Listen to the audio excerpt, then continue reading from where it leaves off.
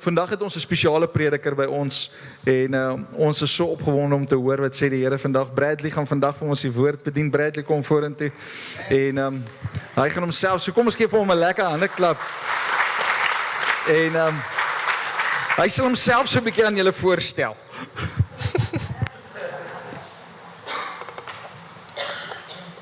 Het is lekker om in die huis van die Here te wees, amen.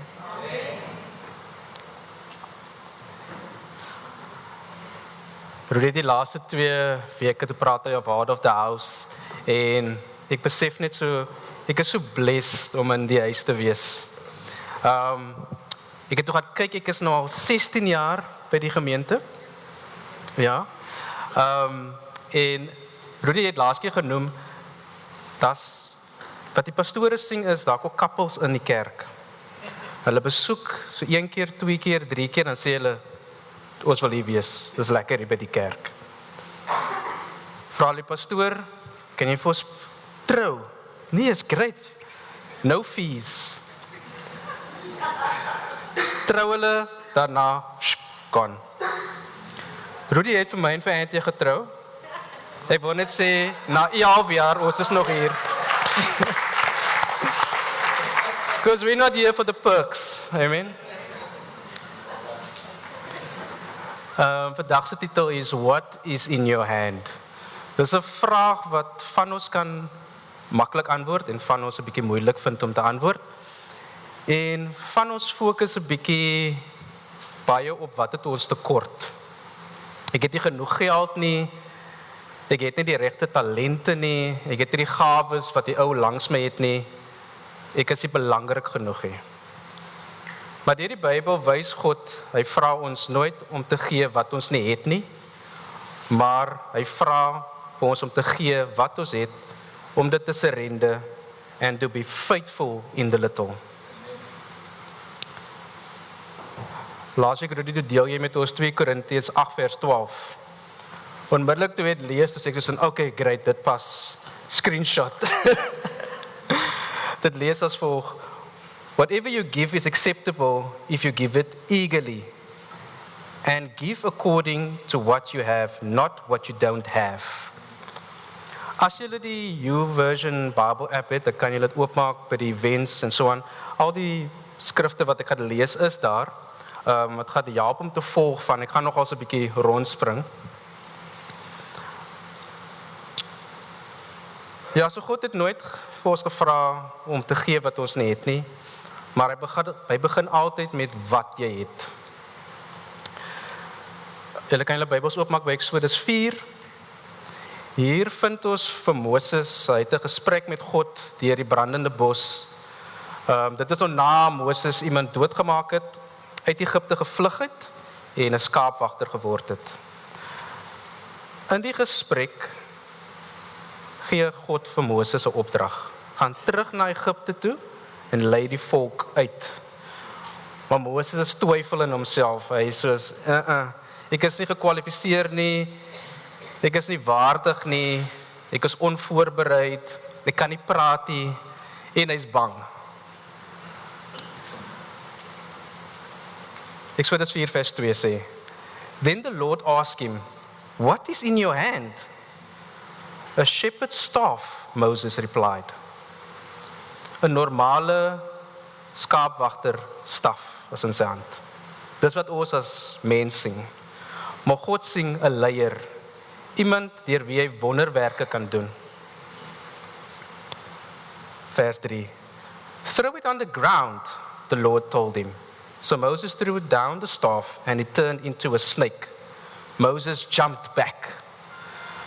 So 'n natuurlike aksie vir ons is om weg te hardloop waarvoor ons bang is. En wat interessant is dat in Egipte is die slang 'n simbool van Farao se mag.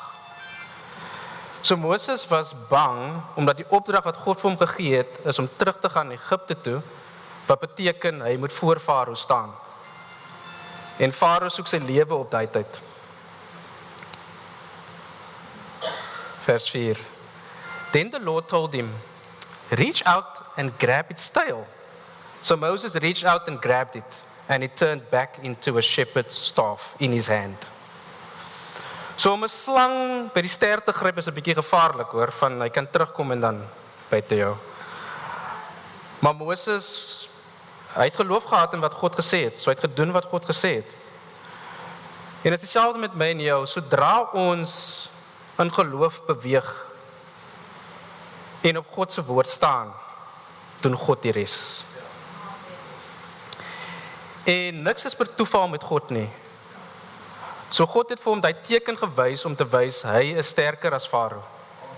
Jy hoef nie te vrees nie. So God is groter as jou vrees vandag. Moenie dat vrees jou terughou om dit wat God in jou hand geplaas het te gebruik nie. So wat vandag dalk eenvoudig is vir jou, gee dit vir God and the impossible will become possible. So wat het jy vandag in jou hand wat jy onderskat? Gee jy so 'n kans om te dink.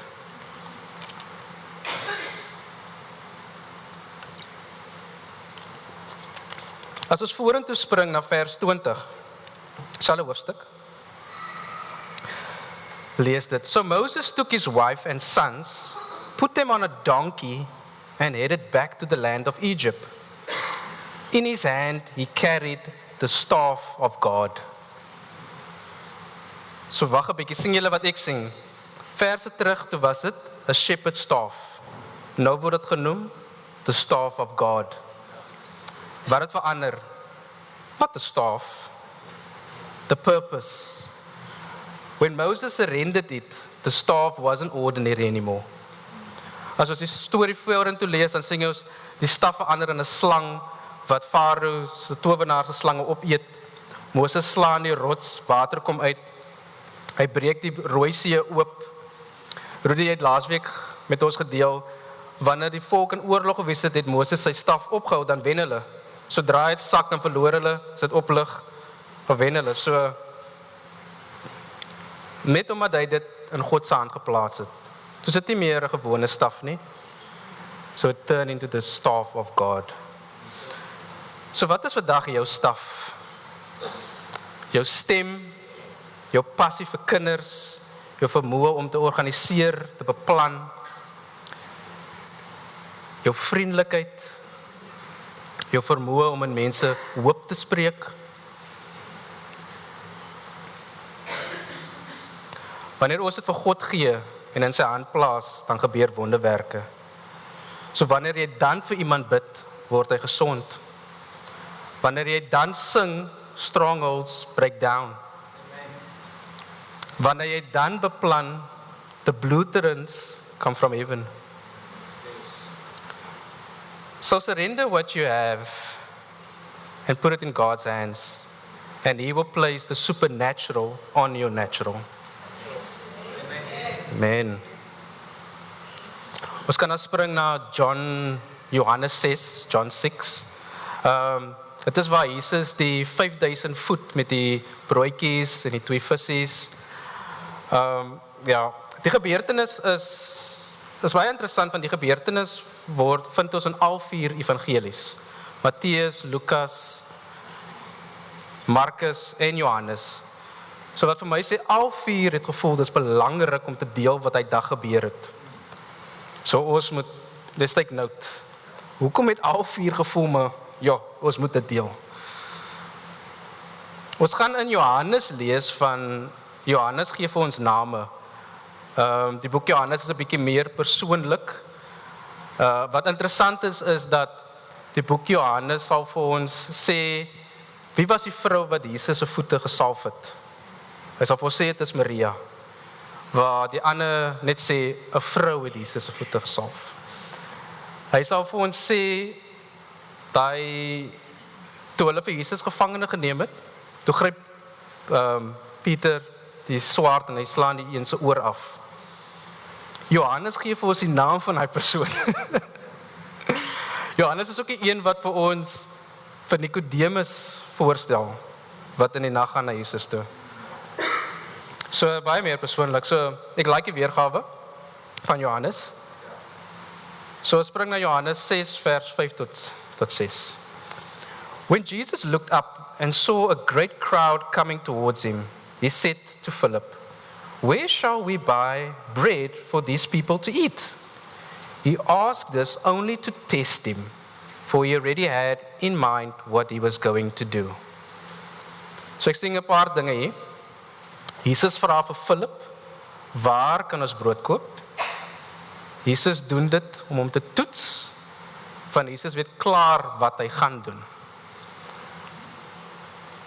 So baie keer dan vra God vir ons om iets te doen en in daai oomblik lyk dit vir ons onmoontlik, maar God weet klaar wat hy gaan doen.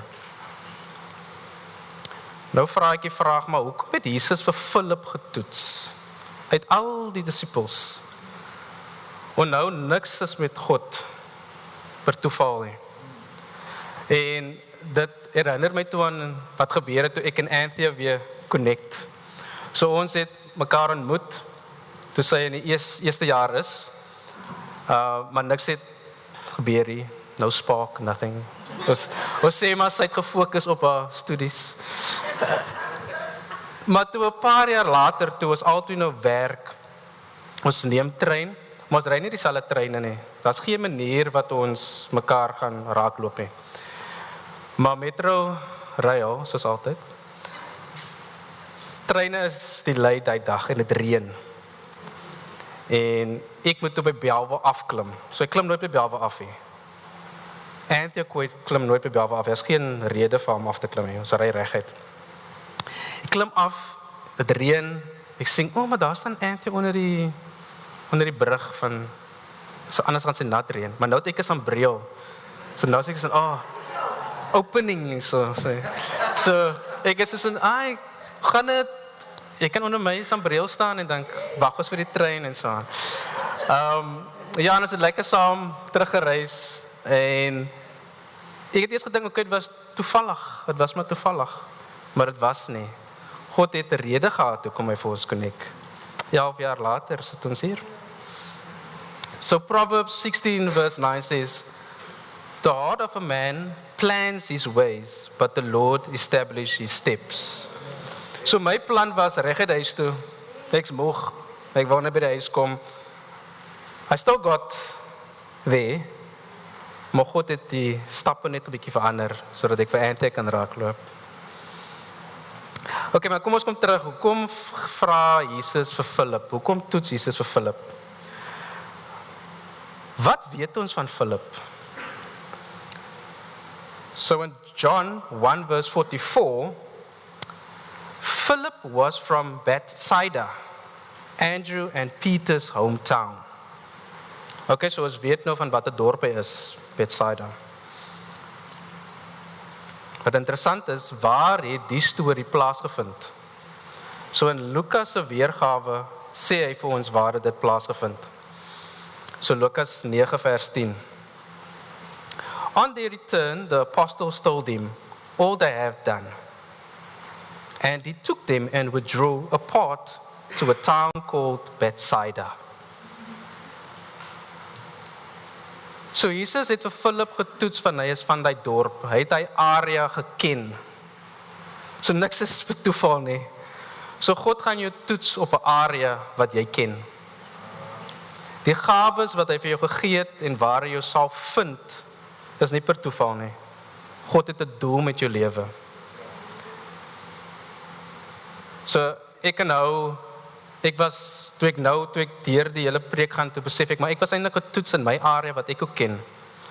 So ek is 'n project manager, en normaalweg is dit iemand wat, daar's 'n plan, daar's tasks, daar's deadlines. Ja, dit is al weet waarvan ek praat. En jou hele doel is, jy moet deliver on time, in budget, goeie kwaliteit. Daai is die 3 wat hulle op jou judge. So nou word ek na 'n nuwe span toe gesit. Daar's niks regtig verhouding tussen my en die ouens nie. En die manager sê, kyk jy met die guys, ek weet van watter span jy af kom, maar met die guys moet jy soos 'n slawedrywer wees. Jy moet soos 'n crack the whip. En ek is soos maar, dis nie my karakter nie, dis nie wie ek is nie.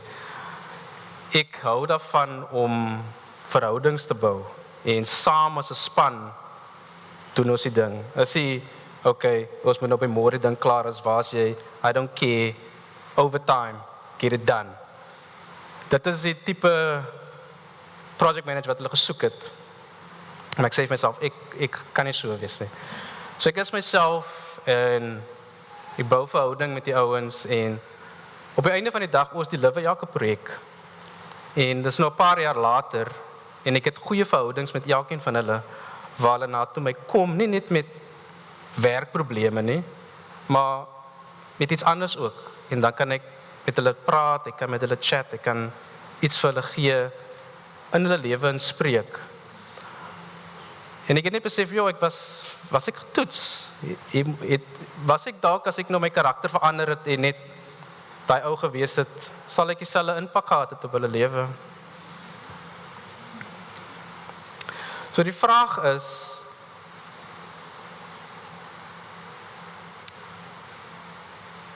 gaan jy na God kyk? Of gaan jy antwoord soos Philip geantwoord het?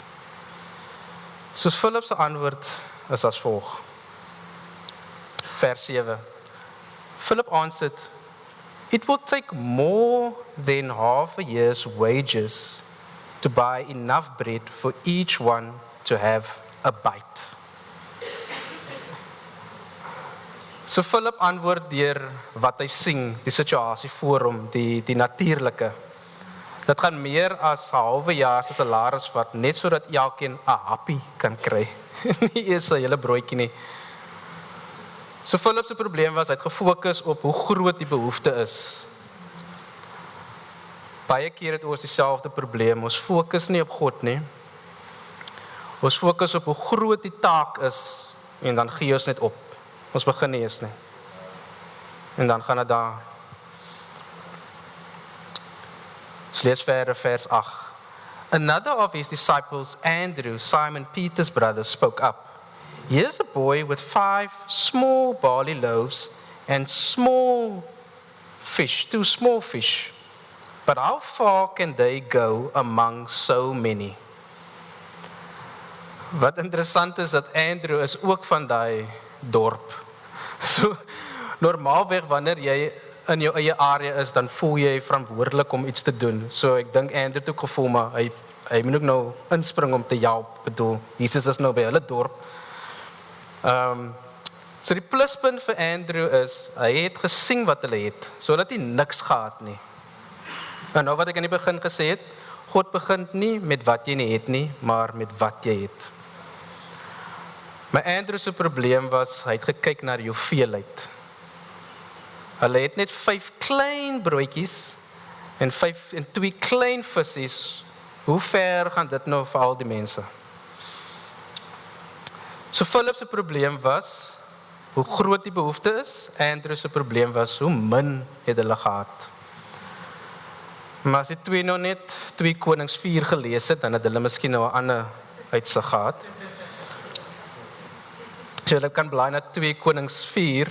So in 2 Konings 4 sing ons vir Elisa en die weduwee.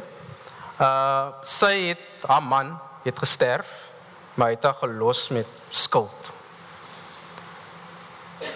So dit is belangrik dat ons goed in plek het voor ons heen gaan. Want wat gebeur het, sy kon nie die skuld betaal nie, en hulle sou nog gekom het om haar seuns te kom haal as slawe. So dit was hektiek. So sy gaan na die Elisa toe en sy vra vir hulp. So 2 Konings 4 vers 2. Elijah replied to her, "How can I help you? Tell me, what do you have in your house?"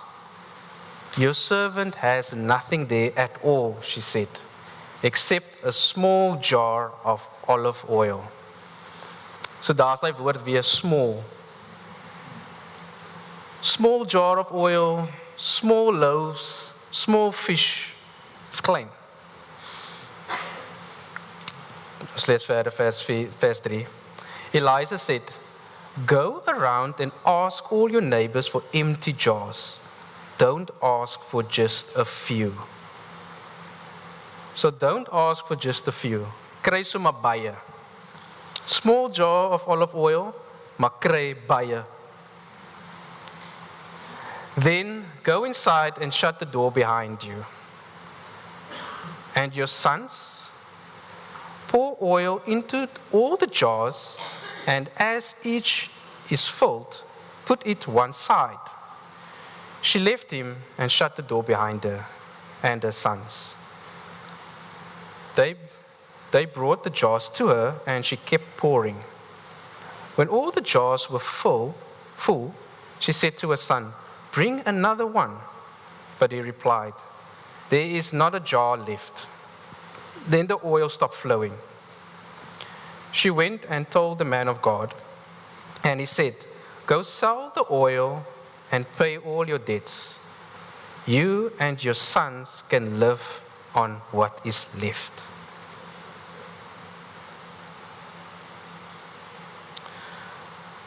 So die weduwee was faithful en gedoen wat Elisa gesê het.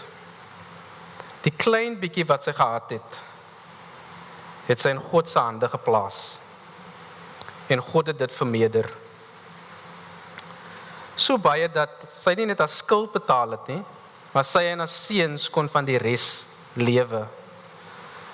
So wanneer God voorsien, is dit altyd groter as die behoefte. Nie net as skuld nie, maar hulle kon daarvan lewe vir die res van hulle lewe. Toe Amy begin studeer het, eerste jaar, doen sy aansoek by die Drakensberg munisipaliteit vir 'n beurs. En 'n hele paar studente het aansoek gedoen, so Drakensberg gee nie vir jou 'n volle beurs nie, hulle gee net vir jou, hulle is seker 'n som geld en dan verdeel hulle tussen wie almal nou aansoek gedoen het.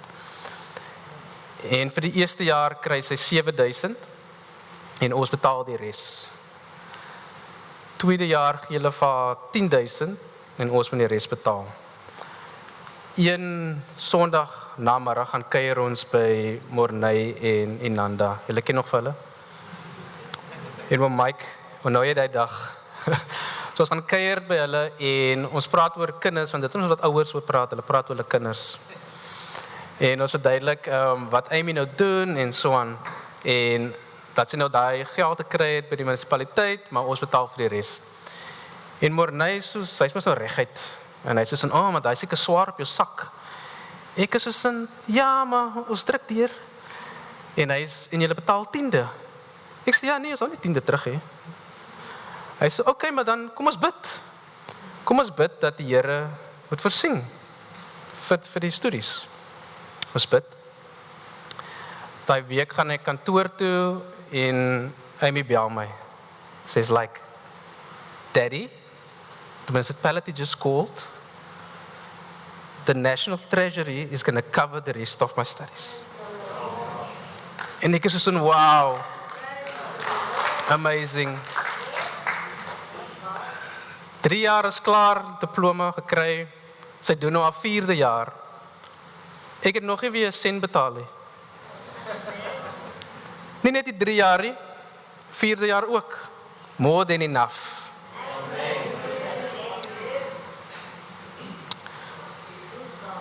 So Philip se probleem was, hy het gefokus op hoe groot die behoefte was, en Andrew se probleem was, hy het gefokus op hoeveel hulle het. Maar Jesus het klaar geweet wat hy gaan doen. So vers 10 lees ons, Jesus said, "Have the people sit down." There was plenty of grass in the place, and they sat down.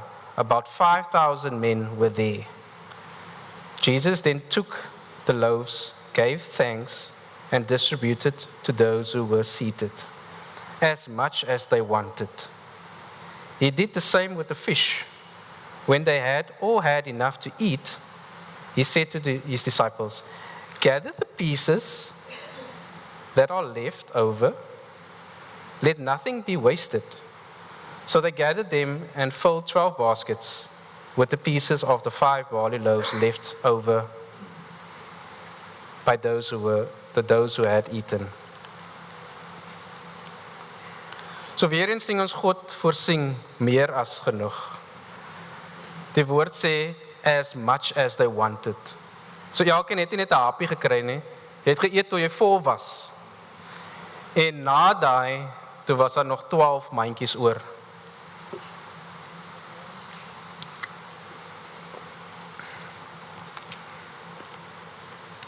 So baie keer, dan kyk ons, en dan sê ons, dit is so min.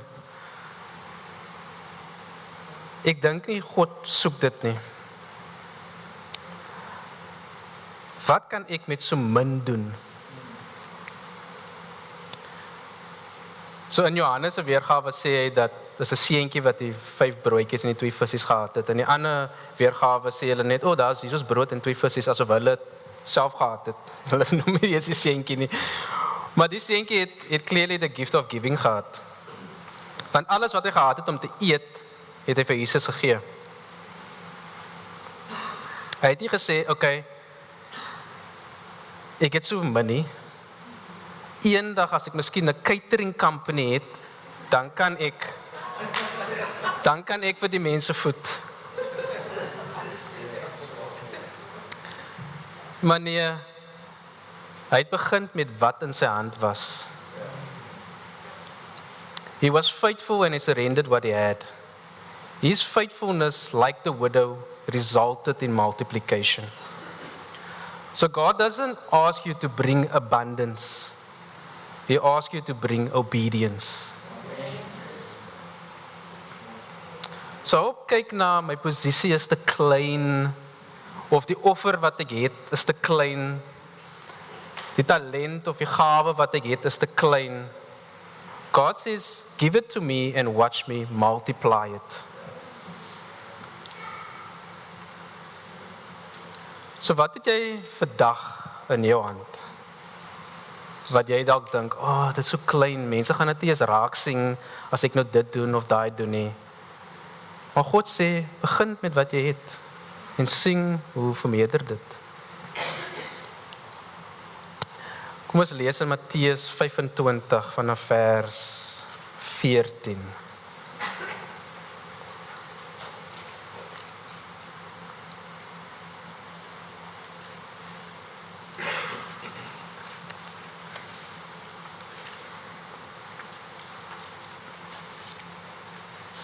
Okay. For it will be like a man going on a journey, who called his servants and entrusted to them his property. To one he gave 5 talents, to another 2, to another 1, to each according to his ability. Then he went away. He who had received the 5 talents went at once and traded with them. And he made 5 talents more. So also he who had 2 talents made 2 talents more. But he who had received the 1 talent went and dug it in the ground and hid his master's money. So eerste wat ek oplet, elkeen het iets ontvang. Niemand het niks gekry nie. En almal was gegee volgens hulle vermoë. Wat was hulle bekwaamheid? Dit is baie belangrik van, baie keer dan lees ons die storie en dan vra ons vir onsself, hoekom het elkeen nie 5 gekry nie? Of hoekom het elkeen nie 2 gekry nie? Dan is mos nou equal. Maar die meester het geweet, dat die een wat hy 2 gegee het, op die stadium kon net 2 hanteer. Hy kon nie meer as dit hanteer nie. So, ons kan nie vandag verwag dat God vir ons alles gee nie. Ek kon nie in die kerk gekom het en verwag, Rudy moet vir my vra, volgende Sondag preek. Nee, ek het begin, okay, waar kan ek inspring, waar kan ek help? Ek het begin by die sound, ek was betroubaar. Ek is betroubaar, nog steeds. Later, so sê Rudy, hy wil met my kom chat, hy wil ons kom kuier. Heer het op sy hart gelê om vir my te vra, wil ek dalk op die bestuur wees? Ek sê, ja, is reg so. Faithful. Later, Bradley, wil jy dalk die verwelkoming en die offers doen? Ja, sak is reg. Faithful. En vanoggend staan ek hier. So, faithful, ja. So ons kan nie alles op een slag kry nie. Jy gaan dit nie hanteer nie. As Rudy my gevra het, hy dag kom preek, dan sê ek weet nie wat ek sou gedoen het. Ek was nog nie reg op daai stadium nie. Die Here moet eers 'n pad met my geloop het. Ek moet eers 'n paar kursusse bygewoon het. Ja, en dis hoe jy ontwikkel, dis hoe jy begin leer. Jy kan nie net in die diep kan spring nie. En die gelykenis van die verlore seun, toe vra hy vir sy pa, gee vir my alles wat vir my toekom. Pa het eers met hom gestry, nee, ek dink dit is 'n goeie idee nie, maar hy, nee, gee vir my wat ek, hoekom moet ek wag tot daai tyd? So die pa gee toe vir hom alles wat hy het, en hy verloor alles. Hoekom? Hy was nog nie volwasse genoeg om dit te hanteer nie. So, start with the small, be faithful in the small. Wat ook baie van ons doen is, ons begrawe ons talente. Ons dink dit is nie grand nie, dit vang nie die shine soos iemand anders se nie. Die waarheid is, om jou talente te vergelyk met iemand anders, is 'n dief. Om dit te doen is jy steel die joy, jy steel jou eie joy, jy sien nie wat God in jou hand geplaas het nie, want hy is heeltyd gefokus op, daai ou is so goed, ek het nie eens daai nie. En hoe meer jy jouself vergelyk met iemand anders, hoe minder sien jy raak wat God in jou geplaas het. En hoe meer jy doen, gaan jy later nie eens meer dit raak sien nie.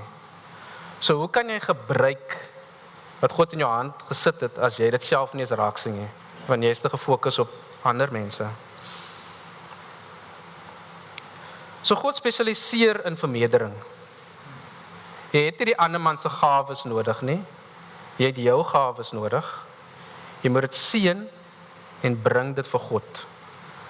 Dis die patroon. Jesus het die broodjies en die visse geneem, dit geseën en toe begin uitdeel. Dat dit vermeerder in sy hande. Soos hy gee, het dit net meer vermeerder. Die olie het nie ophou vloei en toe sê die seuns, maar daar's nog 10 vase oor nie. Die vase was almal vol, toe stop die olie. As hy nog 100 gehad het, het dit nog continue.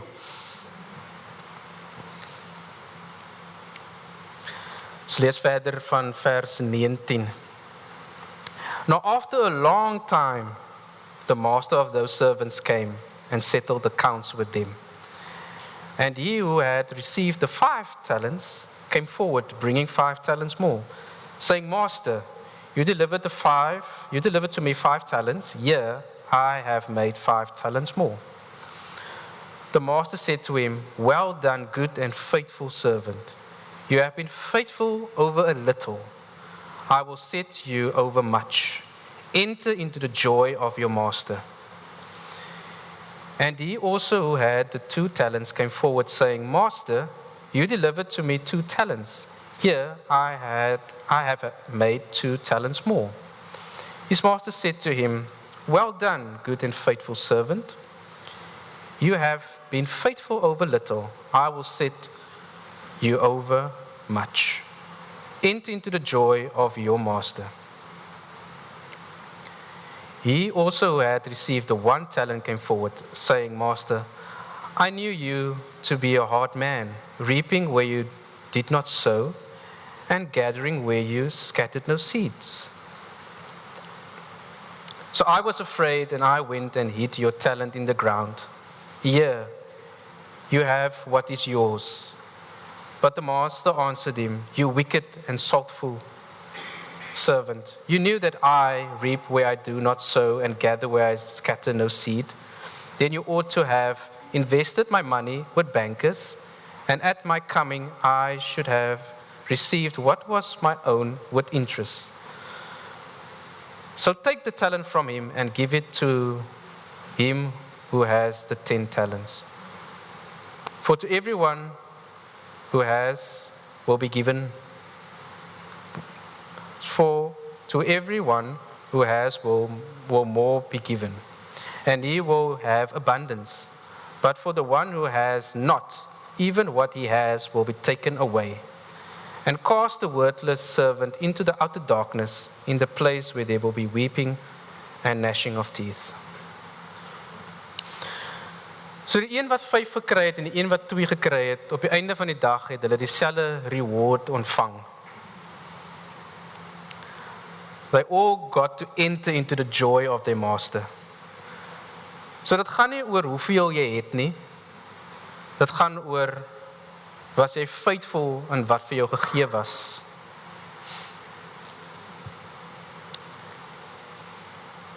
Die derde servant het gedink hy ken die meester, maar hy het nie regtig die meester geken nie. So hy was op die einde van die dag gesing as lay and not being a good steward. Uit vrees om te misluk het hy sy talent begrawe. Baie keer is ons bang om te misluk, dat ons glad nie eens iets aanpak nie. God gee jou opdrag, gaan praat met die persoon, maar jy sê, ek is bang. Ek en hy kom eintlik oor die weg hier, en dan mis jy uit. God sê vir jou, bid vir die persoon. Jy sê, maar as ek moet bid, wat as hy nie gesond word nie? So, I rather not do it. Maar dit is wanneer die duiwel het van jou steel. So he was unfaithful, which meant no multiplication took place.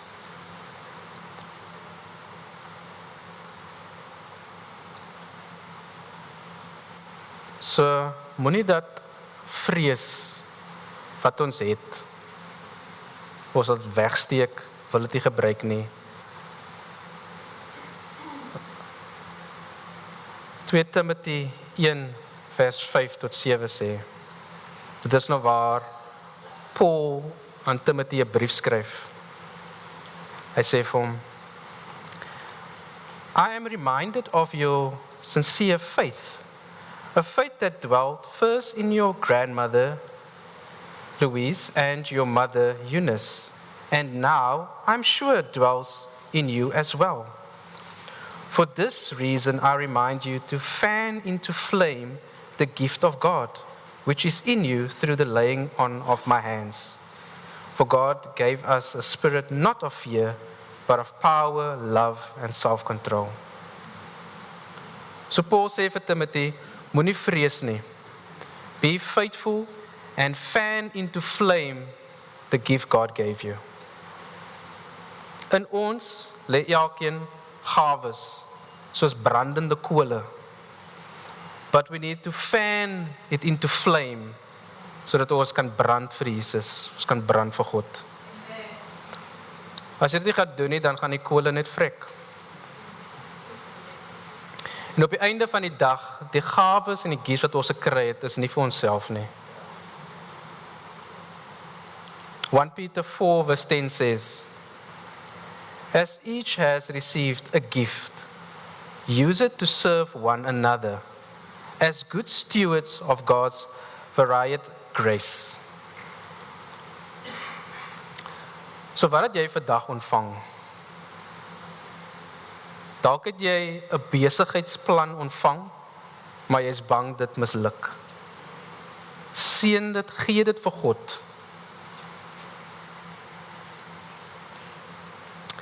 Dalk het jy die gift of friendliness, maar jy dink, dit gaan nie 'n verskil maak nie. Moet dit nie onderskat nie. Daai drukkie wat jy vir iemand gee, deur jou voel daai persoon die liefde van Jesus en dit kan sy lewe verander.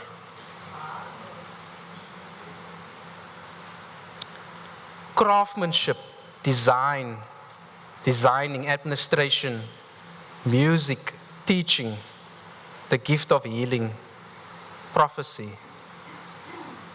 Start fanning them into flame.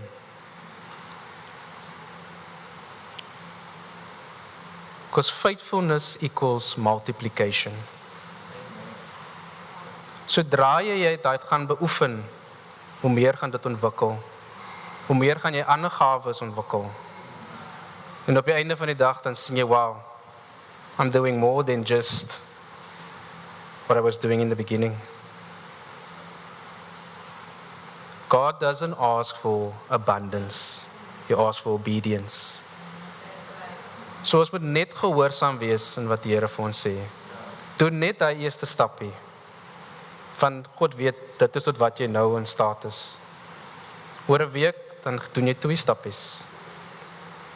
En so vermeerder dit. So vandag, surrender what's in your hand to God, that He will place the supernatural on your natural. So as jy vandag voel, ek wil dit doen. Ek wil my gawes wat ek het vir die Here bring. I want to surrender it. I want to start fanning it into flame. Sodat ek nie net hier vir myself is nie, maar dat ek kan uitgaan en die koninkryk groter maak. Laasweek toe deel Leanne met ons dat wat sy gesing het is die oes is ryp. Maar ons moet uitgaan en ons moet hulle inbring. Jy gaan dit doen deur jou gawes. Jy gaan dit doen wanneer jy iemand sing en die Here sê vir jou spreek iets.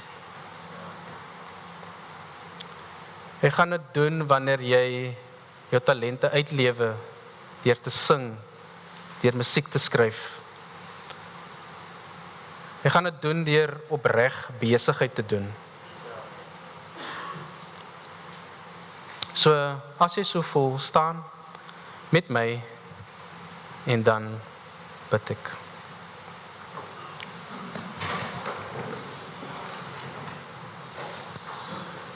Thank you, Lord.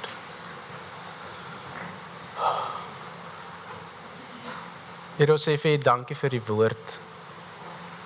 Ons sê vir U dankie vir U liefde and that you still have so much grace. Thank you, Lord, for the talents that you've placed within us. Today we just want to repent if we have maybe hidden our talents away because we were afraid. Lord, we ask that you will just come and revive them, dust them off. Help us to fan it into flames, Lord God. Lord, we know that our purpose is not just to be here for ourselves, but for others. And we know that you have gone on a long journey and entrusted in us the talents. And on your return, Lord God, our wish is that to hear the words, good and faithful servant. Over little you were faithful. Over much I will give you. Enter the joy. That's our prayer today, Lord God. Each and every one that's standing here, I ask that you will bless them. I ask that you would, if they're not even sure what their talent is, I ask that you will just come and reveal that to them. And to those that are aware, Lord God, that you will help them to use it. Because when they surrender it to you, you will multiply it. And through that, people's lives will be touched. I pray this all in Jesus' name. Amen.